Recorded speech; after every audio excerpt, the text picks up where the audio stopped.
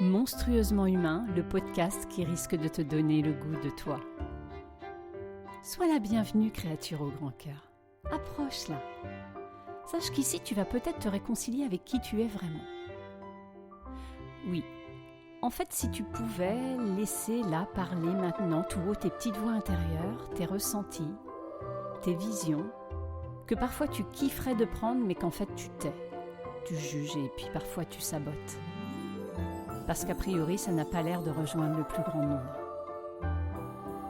Alors moi, j'ai un rêve, c'est celui de participer à l'effondrement du mur de la norme. C'est un peu mon mur de Berlin à moi. Alors je dis stop à cette recherche constante de l'approbation du monde pour valider notre existence. Stop à cette normopathie assassine. Bonjour les monstrueusiens, c'est la fille de joie. Bienvenue dans Monstrueusement humain. Alors j'avais dit que l'épisode dernier sur le courage de ma vérité serait l'épisode de clôture. Eh bien en fait je me trompais. Non, l'épisode de clôture, alors je me méfie maintenant, mais sera probablement celui-ci, celui d'aujourd'hui. Pourquoi ? Pourquoi ? Eh bien, je vais t'expliquer. Est-ce que tu te souviens du texte qui avait ouvert le bal de cette série ? Un texte organique, poignant de Jeff Foster, qui s'intitulait « Dis ta foutue vérité ». Eh bien, dans ce texte, il commençait ainsi. « J'ai vu des miracles se produire quand les gens disent la vérité. Pas la belle vérité, pas la vérité qui cherche à plaire ou à réconforter. Non, la vérité sauvage, la vérité féroce, la vérité qui dérange, la vérité tantrique, la foutue vérité, la vérité que tu as peur de dire. Eh bien, ce début de texte, c'est exactement ce qui s'est passé pour moi. J'ai vu des miracles. Oui, j'ai vu des miracles qui se sont matérialisés, des miracles concrets, et que je n'ai pas été la seule à voir. Alors c'est de ça dont j'ai envie de te parler aujourd'hui. J'ai envie de te dire, je te jure, je sais pour avoir fait presque en live cette expérimentation-là, dans cette série. Je sais que ça pique, mais je te promets, derrière, c'est délicieux. Alors, voilà le premier effet magique qui a eu lieu, c'est Pierre, un de mes auditeurs fans de Monstrueusement humain, qui m'a tout de suite envoyé un témoignage en me disant qu'il s'était pris une claque en pleine gueule et qu'il me remerciait de ce courage, qu'il me remerciait pour ce que ça lui provoquait en lui. Alors, un petit clin d'œil, merci Pierre. Ça a été le premier effet. Et puis, j'ai posté l'épisode du courage de ma vérité et dans l'heure qui a suivi, j'ai reçu un SMS de mon ex-conjoint. Et à ce moment-là, lorsque j'ai créé cet épisode, quand je l'ai posté, il n'y avait chez moi aucune attente, hormis celle, moi, de me libérer et puis de permettre d'éclairer, d'apporter ma pierre à l'édifice pour quelqu'un, au moins quelqu'un. J'avais lâché toute attente de quoi que ce soit d'autre. Et là, dans ce SMS, eh bien, mon ex-conjoint me remercie. Il me remercie parce qu'à travers mon témoignage où je parle de ma responsabilité, il me partage qu'en fait, il a pris conscience de la sienne de responsabilité et qu'il me remercie pour ça de tout cœur. Un SMS extrêmement poignant et qui est venu apaiser, réparer des parties, alors que des semaines avant, moi, j'étais en effet dans cette attente et qu'il n'y avait pas possibilité d'être entendu, il n'y avait pas possibilité d'être accueilli là-dedans, parce que sûrement que c'était trop violent ce qui sortait comme réalité de ma bouche. Et là, à travers cet épisode, cet élan pour moi, cet élan d'amour, ce pas vers purée. Est-ce que je vais bien pouvoir réussir à me pardonner ? Eh bien voilà, bing ! Je reçois ce message comme quoi j'ai bien été entendue et comme quoi ça a été bien reçu. Donc merci. Merci aussi à toi. Et puis, troisième personne, Christophe.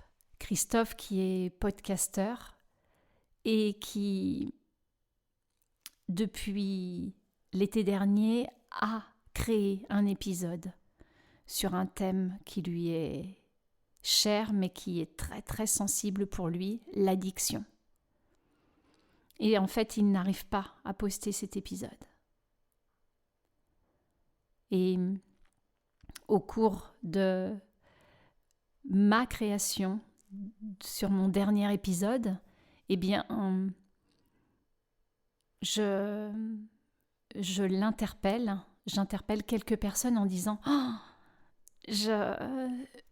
j'ai envie de le faire cet épisode, mais j'ai peur, j'ai tellement peur. Je suis terrorisée et j'ai peur de blesser et j'ai envie d'être juste, mais voilà, j'ai peur d'être trop ou pas assez encore. Tu sais ce que c'est.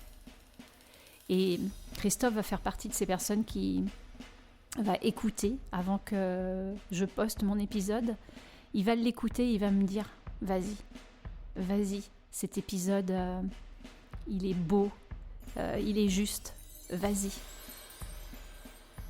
Et donc, je le poste, mon épisode, et quelque temps après, j'ai un échange avec Christophe. Et il me parle de ce fameux épisode qu'il redoute de poster. Et puis, autour de notre échange, il y a un déclic. Et là, je sens qu'en fait, d'avoir réussi à pousser cette porte terrifiante là, de ce grenier terrifiant, d'avoir franchi ce seuil, de m'être confrontée à cette peur et de me redresser digne,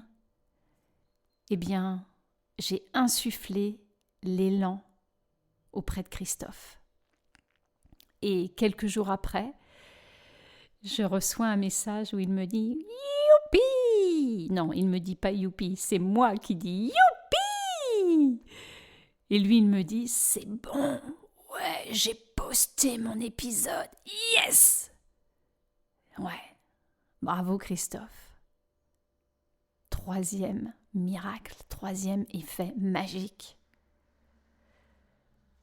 Et puis, forcément, je vais clôturer ces témoignages parce que peut-être il y en aura d'autres.